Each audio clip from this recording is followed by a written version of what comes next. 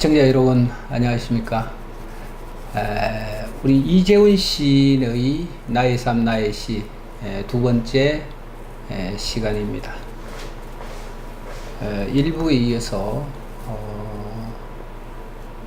이재훈 시인이 가지고 있는 시적 세계에 대해서 1부에서 우리가 이 얘기를 좀 했고요.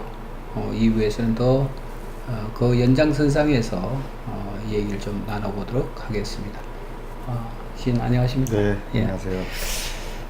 자, 오늘 제가 받아든 시가 이제 한 3편 정도 이렇게 되는데, 우리가 사수자리라고 하는 시는 전편에 우리가 이제 그 방송이 됐고요. 명왕성이 되다라고 하는 시가 있는데, 이 시에 대해서는 조금 부연 설명을 좀 들었으면 좋겠습니다. 시인의 어떤 그 의도를 가지고 이 시를 쓰셨는지. 네, 명왕성 대단은 제가 한동안 지하철 2호선을 타고 출퇴근을 했던 시절이 있었습니다. 네. 그 2호선 신림역에서 합정역까지 이렇게 이동하는 그러한 이제 노선을 매일 타고 다녔는데요. 이제 출퇴근 시간에 가장 붐빌 때 많이 타고 다녔어요. 그래서 그 지하철 2호선의 그 지옥철을 정말 뼈저리게 느꼈던 그런 시절이었는데요. 그때 이제 오랫동안 지하철을 타면서 생각했던 것은 도시에서의 그 일상인의 삶을 지하철의 그 출퇴근 시간에 2호선만큼 잘 몸으로 증명해 주는 게 없더라고요. 너무나 힘들기 때문에. 그리고 거의 사람과 사람이 얼굴이 거의 맞닿을 정도로 가깝게 있으니 항상 눈을 감고 다녔거든요. 민망하니까 서로 얼굴이 너무 가까이 있으면 눈을 감고 다니면 또 온갖 소리들이 잘 들리지 않습니까? 지하철의 전동차 굉음 소리라든가 바퀴 소리, 사람들의 소리, 이어폰에서 새어나오는 소리, 말소리, 전화 통화하는 소리, 그리고 뭐 냄새도 그렇잖아요. 뭐 여성들의 향수 냄새부터 시작해서 뭐 땀 냄새, 전날 술 먹은 남성들의 그 숙취 냄새, 온갖 냄새와 소리들을 느끼면서 지하철을 탔는데, 그러던 중에 어느 날 그 지하철 묵가지 신문이 있었어요. 네. 지하철 묵가지 신문이 그 지하철 탈 때마다 앞에 많이 쌓여서 타는 사람들이 그거를 하나씩 들고 타서 보던 그런 시절이었는데, 그때 그 지하철 묵가지 신문을 사가지고 보다가 미국의 올해의 단어로 뽑힌 것이 바로 명왕성 되다라는 단어가 뽑혔다라는 겁니다. 뭐 미국의 방언학회에서 뽑은 그런 것이라고 하면서 단신 기사가 났어요. 뭔가 하면 그 해에 태양계 혹성 중에 명왕성을 퇴출했다라고 하더라고요. 어떤 과학적 근거에 의해서 명왕성이 태양계 혹성의 지위를 잃어버렸다. 혹성의 지위를 잃어버렸다. 네. 그래서 명왕성은 더 이상 태양계 혹성이 아니다. 그래서 그 말을 가지고 만든 말이 이제 명왕성 되다라는 말이에요. 어딘가에 퇴출당하고 소외당하고 그런 것들을 명왕성 되다라고 말을 이제 은어로서 은어로서 이렇게 사용을 했다라고 하는 거예요. 미국에서. 그런데 그것이 올해의 단어로 뽑힌 겁니다. 그래서 제가 그걸 들면서 저도 모르게 그 신문을 찢었어요. 그 부분을 찢고 주머니에 넣어서 참 재밌네. 주머니에 넣고 갔는데 집에 와서 곰곰이 생각하니까 저도 항상 어딘가에서 소외당하고 퇴출당하고 있다라는 느낌. 그리고 이 지하철 2호선이 끊임없이 순환하는 순환선이 있지 않습니까? 태양계 혹성도 끊임없이 태양을 중심으로 이렇게 도는 혹성들인데 명왕성이 거기서 퇴출되었다? 그러면 제가 끊임없이 순환하는 2호선에서 매일 밤 어딘가로 집으로 혹은 매일 아침 직장으로 뛰쳐나오잖아요. 뛰쳐나와서 그 문을 열고 뛰쳐나와서 어딘가를 향하는데 그것도 어떻게 보면 그러한 명왕성의 운명이지 않을까? 뭐 그러한 여러 가지 것들이 합쳐져서 시 한 편이 그냥 스르륵 나왔던 것 같습니다. 재밌네요. 네. 저도 이제 지금 참 좋은 시다 뭐 이런 쪽으로 이제 생각을 했는데 지금 말씀을 들으니까 역시 제 생각과 일치를 하는구나. 왜냐하면 그 우리가 2호선이라는 게 방금 말씀하신 것처럼 순환선이잖아요. 그 우리 항성 주위를 돌고 있는 행성의 역할을 하고 있는 것이 명왕성이다. 근데 거기에서 나는 날마다 탈출하나요? 퇴출되나요? 하여튼 뭐 거기서 벗어나는 그 궤도로부터 벗어나는 그런 나의 삶. 굉장히 이거 재밌네요. 재밌습니다. 자, 좋습니다. 우리 전편에서는 그 시인의 육성을 통해서, 우리가 낭독을 한번 들어봤고요. 제가 이 시는 참 마음에 들어서, 목소리가 좀 거칠고, 좀 그렇지만, 제가 직접 한번 낭독을 해도 되겠습니까? 예, 네, 좋습니다. 네, 기대하겠습니다. 네.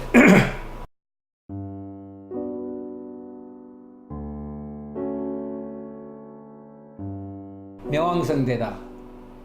이재훈. 아무도 모르는 그곳에 가고 싶다면 지하철 2호선의 문이 닫힐 때 눈을 감으면 된다. 그러면 어둠이 긴 불빛을 뱉어낸다. 눈밑이 서늘해졌다 밝아진다. 어딘가 당도할 그 철을 찾는 시간, 철컥철컥 계기판도 없이 소리만 있는 시간. 나는 이 도시의 첩자였을까? 아니면 그냥 먼지였을까? 끝도 없고 새로운 문만 자꾸 열리는 도시의 생. 잊혀진 얼굴들을 하나씩 확인하는 버릇이 생겼다. 풍경은 서서히 물드는 것, 그리운 얼굴이 푸른 멍으로 잠시 물들다 노란 불꽃으로 사라진다. 나는 단조의 노래를 듣는다. 끊임없이 사각거리는 기계음 소리. 단추 하나만 흐트러져도 완전히 망가지는 내 사랑은 저 바퀴일까? 폭풍도 만나지 아는 채 이런 리듬에 맞춰 춤추고 싶지 않다. 내 입술과 몸에도 푸른 멍 자국이 핀다. 아무리 하품을 해도 필요하다. 지금까지의 시간들은 모두 신성한 모험이었다는 거짓된 소문들. 내 속의 거대한 흠으로 걸어들어갈 자신이 없다. 지하철 2호선의 문이 활짝 열린다.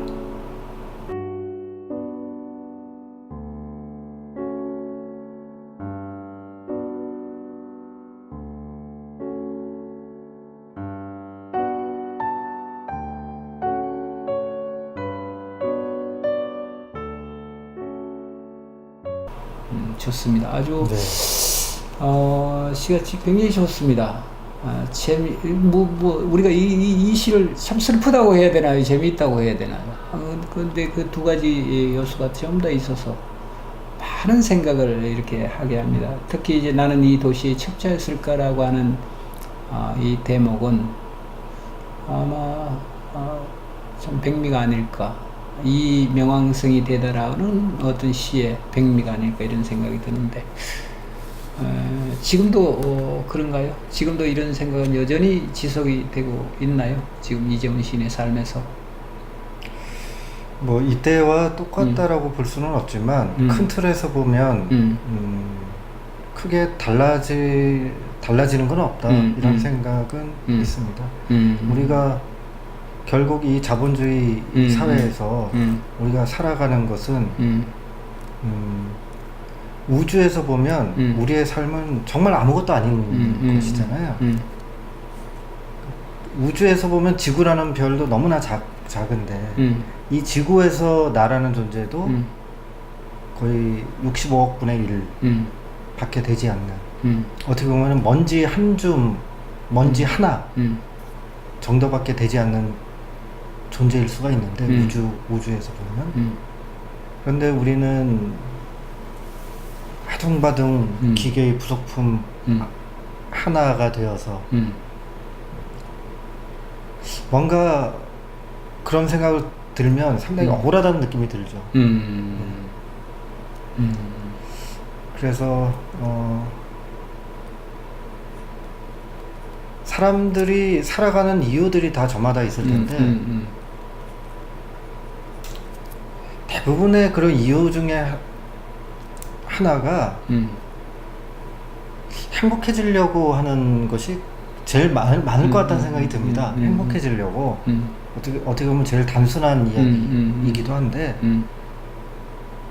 그런데 우리의 삶이 행복을 위해서 가고 있지는 않아요.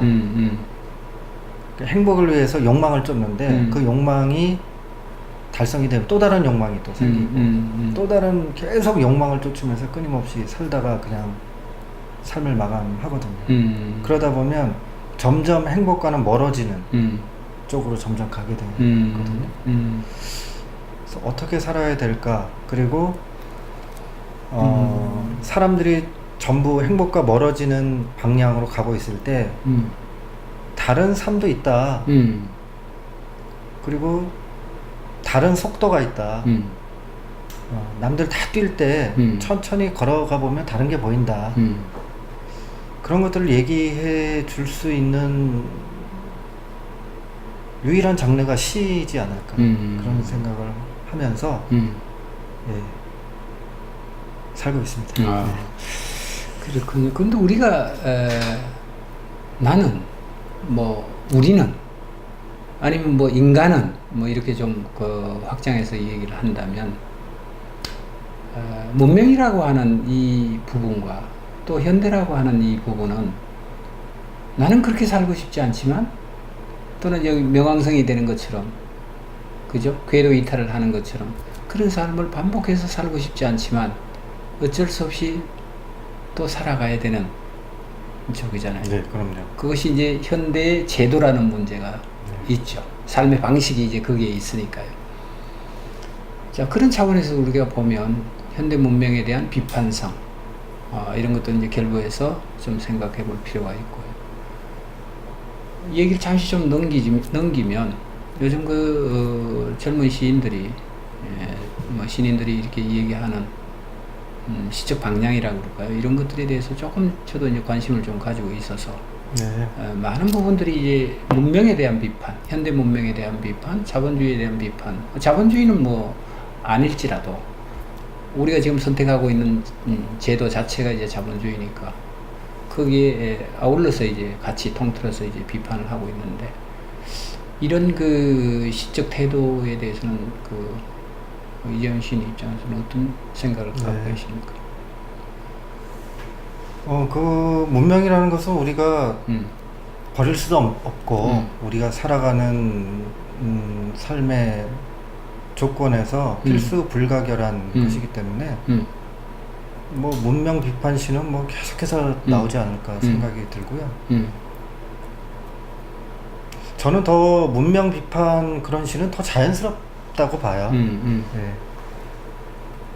우리가 아무리 이 지금의 어떤 이런 문명 사회를 벗어나고 산다 그 발버둥을 쳐도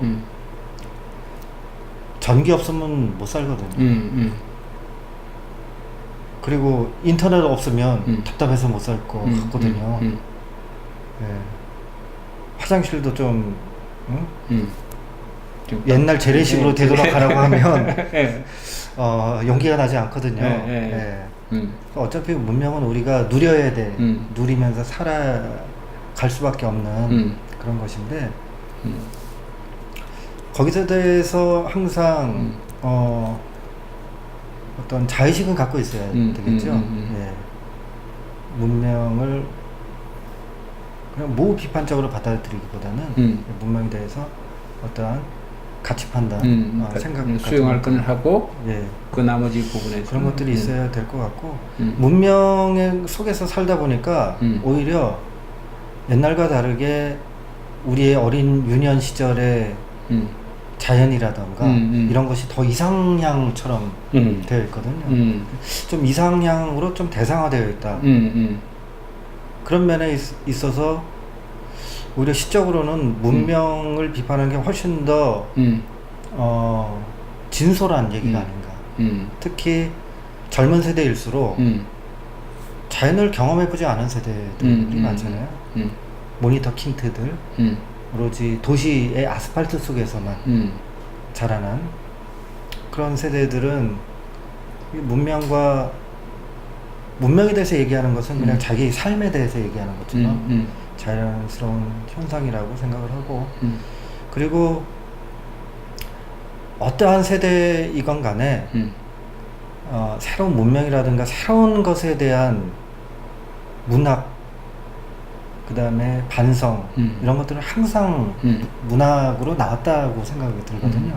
그리고 그러한 것들은 항상 가장 젊은 세대에서 그런 것이 우리는 다른 세대야 라는 것이죠. 그런 것이 나오면서 새로운 문학 담론을 또 이어나가고 문학사를 연결해 나가는 것인데 그런 의미에서 보자면 저는 저도 아직 젊습니다. 젊은데 훨씬 더 젊은 저보다 젊은 세대들의 문학을 비판하기보다는 오히려 응원하고 그들의 문학이 어떠한 얘기인가를 더 관심 있고 귀 기울여 보고 그 다음에 거기에 대해서 생각하는 것이 훨씬 더 좋은 태도라고 생각합니다.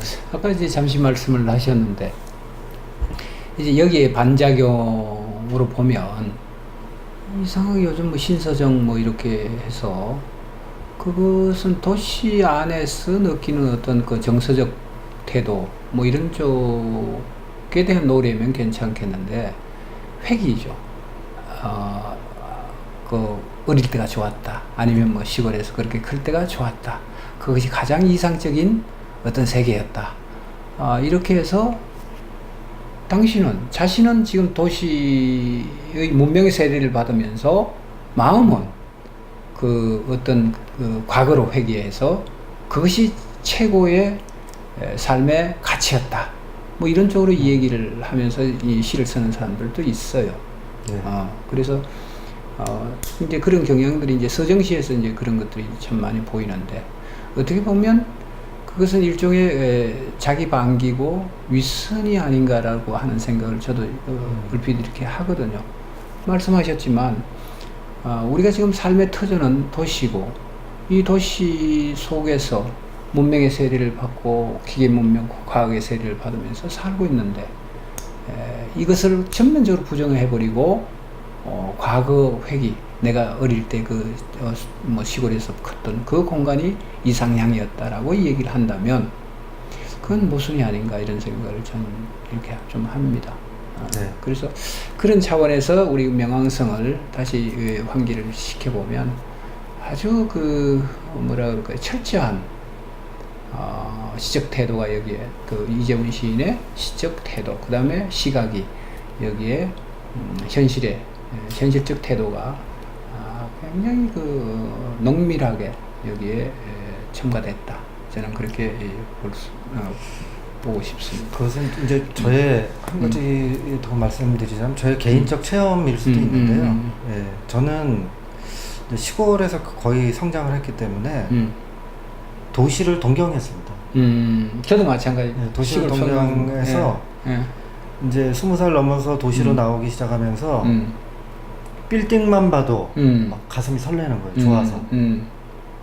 기차를 타고 한강 철교를 넘을 때는 막 흥분되기 시작할 정도로 그 정도였나요? 가슴이 뛰고 심지어는 자동차 매연도 좋더라고요. 냄새가. 그거는 뭐 어릴 때 누구나가 다 경난 일이 석유 냄새, 상당히, 경유 냄새 뭐 예, 이런 거 자동차 좋았잖아요. 매연 냄새도 상당히 향기롭고 그리고 이 도시에 막 현란하고 막 이런 것들이 너무 좋았거든요. 그리고 이제 그 우리 시골은 지긋지긋한 거예요. 가면 누군지 뻔히 알고 말 많고 오히려 더 누군지 다 아니까.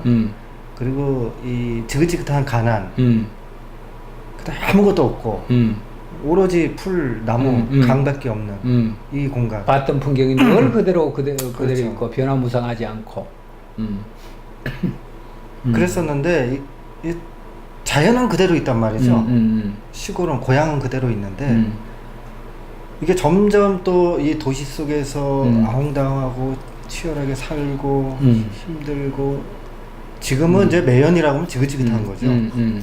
오히려 좋은 공기 맡고 싶고 그러다 보니까 갑자기 이 똑같은 예전의 시골이 갑자기 너무 새로운 이상향이 된 것 같아요. 이 도시와 좀 반대되는 너무나 좋은 곳, 행복한 곳, 그리워하는 공간으로 서서히 내 기억이 변해가더라고요. 그래서 사람이 항상 인간은 그런 것 같아요. 있는 자리보다는 내가 갈 수 없는 자리 혹은 가고 싶은 자리를 더욱더 그리워하거나 미워하거나 동경하거나 그런 부분이 있지 않나 그런 생각이. 예, 맞습니다. 뭐 그런 부분도 충분히 있을 수 있죠. 근데 저는 이제 그 얘기가 조금 다른 측면에서 이렇게 접근을 하고 싶은데 도시는 늘 우리가 이제 인간이 가장 그 근본적인 욕망 중에 하나가 변하지 않는 것, 변화하지 않는 것에 대한 동경을 갖고 있거든요. 영원한 것. 근데 도시는 차고 나면 새로운 것들로 채워집니다. 새로운 것들로. 그러니까 그 새로운 것들 어떻게 보면 굉장히 신선한 것 같지만 어떻게 보면 불안한 거죠. 네. 도시인들에게는 네. 안정적이지, 심리적 기저에서 이렇게 보면 안정적이지 못하고 늘 새로운 것들과 마주쳐야 되니까 늘 경계심이 들고 위축이 되고 웅크리고 이렇게 되는 것 같아요. 그러다 보니까 자연이라고 하는 그 환경은 그렇게 뭐 빠르게 급속하게 도시처럼 급속하게 변화가 없으니까 거기를 그 기준점으로 해서 그리워하는 것이 아닌가 이런 쪽으로도 이제 생각을 해봅니다. 자, 그런 차원에서 이렇게 다시 명왕성이 대다로 돌아오면 도시는 새로운 문만 자꾸 열리는 도시의 삶이죠. 네, 새로운 문만 자꾸만 열리는 도시의 삶입니다. 이 도시의 삶은 글쎄요, 저도 그랬어요. 굉장히 불안했어요. 저는 중학교 2학년 때 최초로 제가 이제 서울 땅을 이렇게 밟게 됐는데 아무것도 기억이 안 나요. 그 뭐 빌딩이 어떻다 이런 기억도 없고요. 근데 다만 이제 복잡하구나라고 하는 것 하고 그 수학여행이 오잖아요. 그 수학여행 어디로 갔어요? 중학교 때 경주로 갔나요? 경주로 갔습니다. 저는 경주에서 서울로 왔어요. 서울로. 근데 체험을 하는 그 바탕이 낯설고 이상했어요. 그 서울이라는 풍경이. 그래서 참 동경하고 그리워했는데도 불구하고 막상 이 공간에 맞닥뜨리니까 이 거대한 이 공간에 대한 위압이 드는 거죠. 위압이 들어서 아마 뭐 우리 그 문태준 시인 얘기할 때 제가 이 얘기를 좀 했는데 오로지 생각나는 건 그때 당시 브라보콘이 나왔던 시절이었거든요. 예, 그 기억하세요? 그럼요. 브라보콘 기억하세요? 네. 그러시구나. 그래서 12시에 만나요. 예, 12시에 만나요. 브라보콘 그 CM송도 있고. 네. 그래서 그게 그렇게 먹고 싶었어요. 경주에 있을 때. 먹어도 그건 뭐 새로운 맛이니까. 근데 이제 용돈이 풍족하지 못하니까 이 수학여행하면 그래도 부모들이 이렇게 몇 푼 이렇게 지어주잖아요. 그러면 그때는 창경원이었어요. 창경원. 요즘은 그게 뭘로 바뀌었죠? 창경궁으로 바뀌었나요? 그래서 창경원에 가면 이제 뭐 호랑이도 있고 사자도 있고 이렇게 있잖아요. 그건 생전 처음 보는 그 동물들이니까 얼마나 호기심이 많이 동하겠어요. 근데 제 같은 경우는 그런 거 안 한 것도 없고 오로지 브라보콘을 하나 사 먹기 위해서 매점 앞에서 그 시골 촌놈들이 한 50m 줄을 서가 있으니까 선생님이 막 역정을 내시고 화를 내셨어요. 이 촌놈들이 지금 뭐 하는 거냐고. 동물 보러 다녀야지 이 매점 앞에서 브라보콘을 사 먹냐. 근데 제가 왜 그랬냐를 가만히 이렇게 생각을 해보니까 도시라고 하는 이 거대한 서울이라고 하는 부분들에 대해서 억압을 당했던 것 같아요. 굉장히 감당할 수 없는 어떤 것, 동경을 했지만 막상 내가 여기 와 보니까 나로서는 어떻게 해볼 수 없는 어떤 대상이죠. 그러다 보니까 불안을 가졌던 것 같고 그 불안을 도피처로 선택한 것이 매점이었다. 12시에 브라보콘인가요? 그걸 사먹는 걸로 그걸 극복을 하고자 했던 게 아닌가 그런 생각을 합니다. 그래서 아마 이제 이 시도 새로운 문만 자꾸 열리는 도시생이라고 하는 이 시 구절을 보면 아마 그런 부분들이 아주 내밀하게 이렇게 배어 있는 것 같은 그런 생각이 듭니다.